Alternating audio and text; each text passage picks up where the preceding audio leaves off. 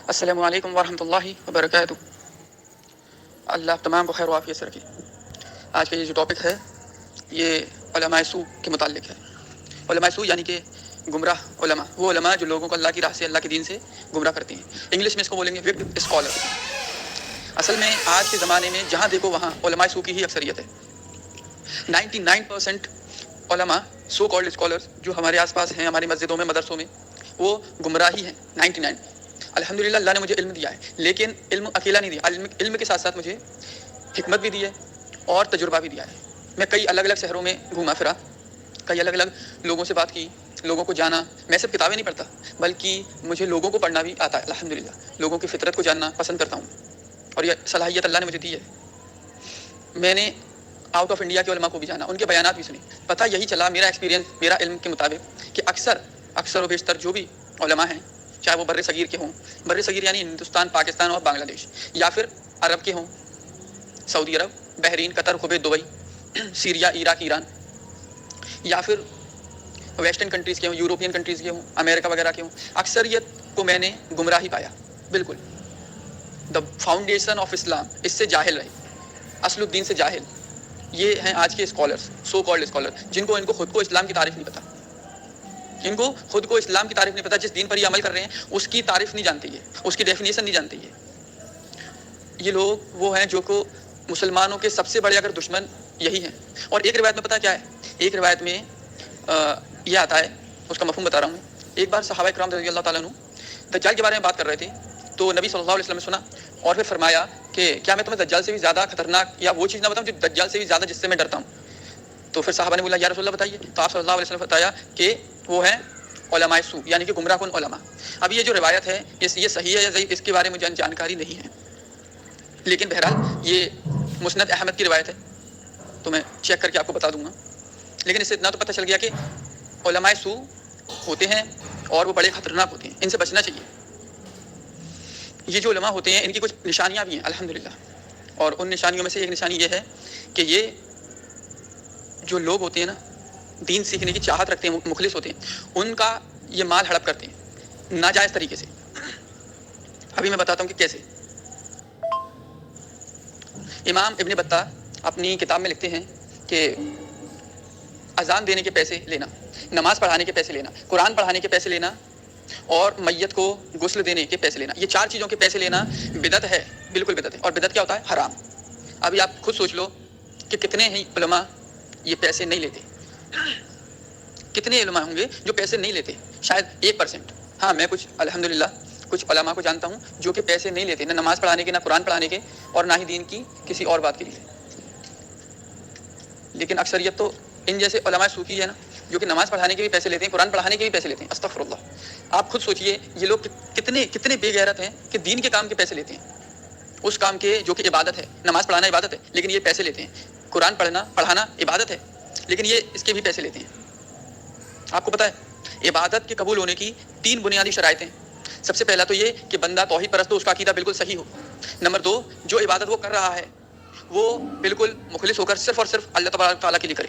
اور تیسری یہ کہ جو عبادت وہ کر رہا ہے وہ نبی پاک صلی اللہ علیہ وسلم کے لیے کرے، ان کے استغفر اللہ، نبی پاک صلی اللہ علیہ وسلم کے طریقے پر کرے۔ ابھی آپ دیکھیے کہ یہ جو لوگ عبادت کرتے ہیں ان میں سے اکثریت کا تو سب سے پہلے عقیدہ ہی صحیح نہیں ہے، توحید ہی نہیں جانتے۔ پہلی شرط میں یہ لوگ فیل ہوئے۔ دوسری شرط کیا ہے کہ جو عبادت ہو وہ مخلص ہو کر ہو، اخلاص کے ساتھ ہو، صرف اللہ کے لیے۔ تو یہ لوگ جو ہماری مسجدوں میں، مدرسوں میں نماز یا قرآن پڑھا رہے ہیں، کیا یہ واقعی صرف اللہ کے لیے پڑھا رہے ہیں؟ تو اس کا جواب ہے کہ نہیں۔ یہ اللہ کے لیے کر رہے ہیں یا نہیں یہ تو اللہ ہی جانے، لیکن ہاں ہم اتنا جانتے ہیں کہ ظاہر میں یہ لوگ پیسوں کے لیے یہ کر رہے ہیں۔ مہینے پہ اگر ان کو تنخواہ نہ دی جائے تو مسجد چھوڑ کر چلے جاتے ہیں، مدرسے چھوڑ کر چلے جاتے ہیں۔ اگر صحیح وقت پر ان کی تنخواہ نہ بڑھائی جائے تب بھی یہ لوگ یہی کرتے ہیں، مسجد چھوڑ کر چلے جاتے ہیں، مدرسے میں آنے نہیں دیتے، بولتے ہیں کہ بچوں مدرسے مت آؤ کیونکہ ہم کو جو چاہیے یعنی کہ پیسہ، وہ پیسہ ہم کو اتنا مل نہیں رہا، اس لیے ہم نے پڑھانا بند کر دیا۔ دوسری شرط میں بھی یہ لوگ فیل۔ ابھی تیسری شرط رہی ہے کہ نبی پاک صلی اللہ علیہ وسلم کا طریقہ۔ تو اکثریت کیا ہے آپ بھی جانتے ہیں، نبی پاک صلی اللہ علیہ وسلم کے طریقے پر اکثریت نہیں ہے، بالکل نہیں ہے۔ نہ ان کی نمازیں نبی پاک صلی اللہ علیہ وسلم کے طریقے پہ ہیں، نہ ان کا دین پر عمل کرنا نبی پاک صلی اللہ علیہ وسلم کے طریقے پہ۔ ابھی آپ کہیں گے کہ اہل حدیث مسجد میں تو نبی پاک صلی اللہ علیہ وسلم کے طریقے سے نماز پڑھائی جاتی ہے، تو میں کہوں گا کہ نبی نے کبھی نماز پڑھانے کے پیسے لیے؟ نبی صلی اللہ علیہ وسلم کے صحابہ انہوں نے پیسے لیے نماز پڑھانے کے؟ نبی صلی اللہ علیہ وسلم کے صحابہ نے یا خود نبی صلی اللہ علیہ وسلم نے کبھی قرآن پڑھانے کے پیسے لیے؟ جبکہ ہم جانتے ہیں کہ نبی نماز پڑھاتے تھے، قرآن پڑھاتے تھے.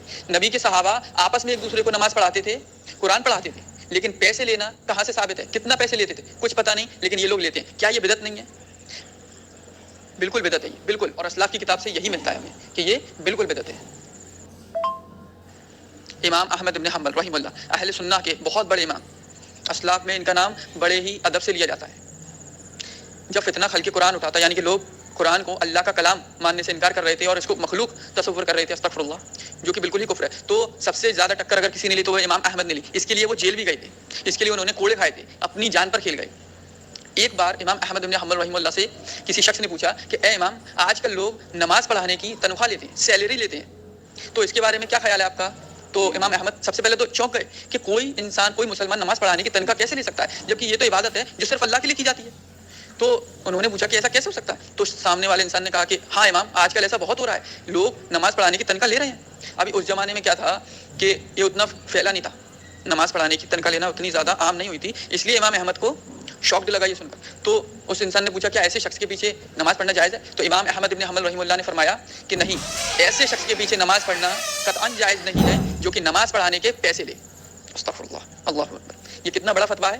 کیا یہ میرا فتویٰ ہے؟ نہیں، یہ اسلاف کے، سلف صالحین کے بہت بڑے امام، بہت بڑے محدث، بہت بڑے تقوی والے انسان امام احمد کا فتویٰ ہے. ابھی یہ فتویٰ آپ میں سے بہت ہی کم یا شاید کسی نے نہ سنا ہو. کیوں نہیں سنا ہوگا؟ امام کی یہ بات اس لیے نہیں سنی ہوگی کیونکہ جو مولوی یہ فتویٰ دے گا سب سے پہلے تو اس کے پیٹ پر لات پڑے گی. وہ کہاں سے کمائے گا؟ کیونکہ ان علماء سو کا پورا پیٹ بھرنے کا جو ٹھیکہ ہے وہ انہوں نے دین پر ڈال رکھا ہے. ابھی کوئی بندہ اپنے پیٹ پر لات کیسے مارنا چاہے گا؟ وہ آپ کو رفل الدین کی 1000 حدیث بتائیں گے، سینے پر ہاتھ باندھنے کی حدیث بتائیں گے، فاتحہ خلف الامام، آمین بالجہر، یہ سب بتائیں گے. وہ منع نہیں کر رہے، قبر پرستی مت کرو یہ بھی بتائیں گے، بدعت مت کرو یہ بھی بتائیں گے، لیکن وہ باتیں بالکل نہیں بتائیں گے جن سے کہ خود ان کے پیٹ پر لات پڑی. ابھی آپ کس کو فالو کریں؟ ابھی آپ کے من میں سوال اٹھے گا کہ اگر سب ہی ایسے ہیں تو فالو کس کو کرنا؟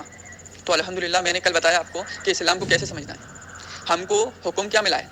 ہم کو حکم ملا ہے کہ ہم اللہ کی اتباع کریں، اطیعوا اللہ و اطیعوا الرسول.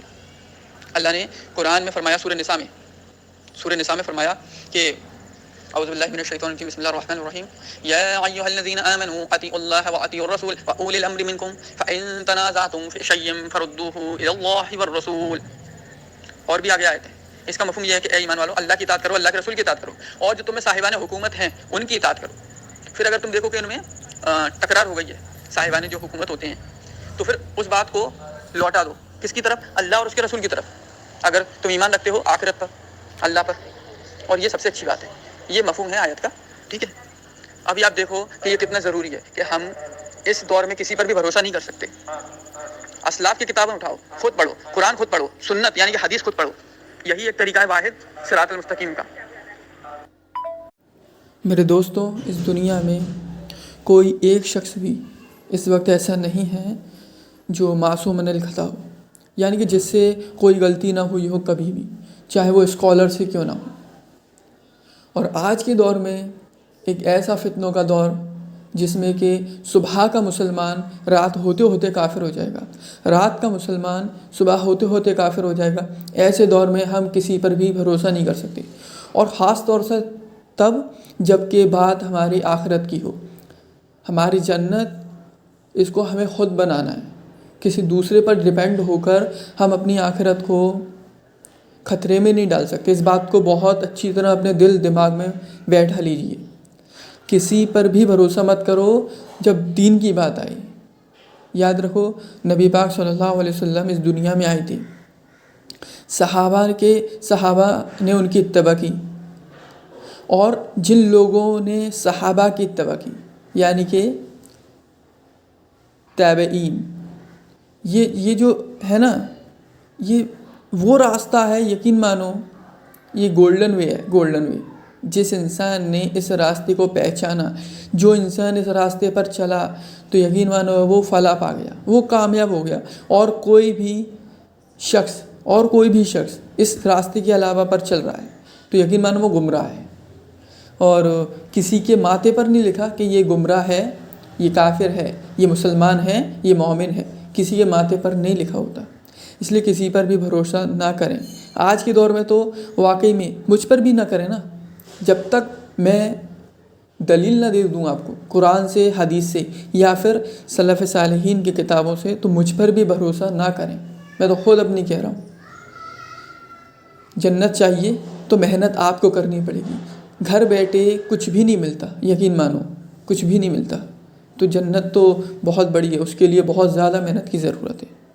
آپ لوگ محنت کرو، قرآن خود پڑھو، حدیث خود پڑھو، اور اس کا مطلب خود مت سمجھو، بالکل نہیں، ایسا کرو گے تو گمراہ ہو جاؤ گے۔ قرآن خود پڑھو، لیکن اس قرآن کا جو مطلب، جیسا مطلب سلف صالحین نے لیا ویسا مطلب لو، حدیث کا جو مطلب، جیسا مطلب سلف صالحین نے لیا ویسا مطلب لو۔ کیوں؟ کیونکہ رسول پاک صلی اللہ علیہ وسلم کی حدیث کا مفہوم ہے خیر القرون القرنی ثم الذین یلونہم ثم الذین یلونہم، اس کا مفہوم ہے کہ سب سے بہترین زمانہ میرا، پھر اس کے بعد والا، پھر اس کے بعد والا۔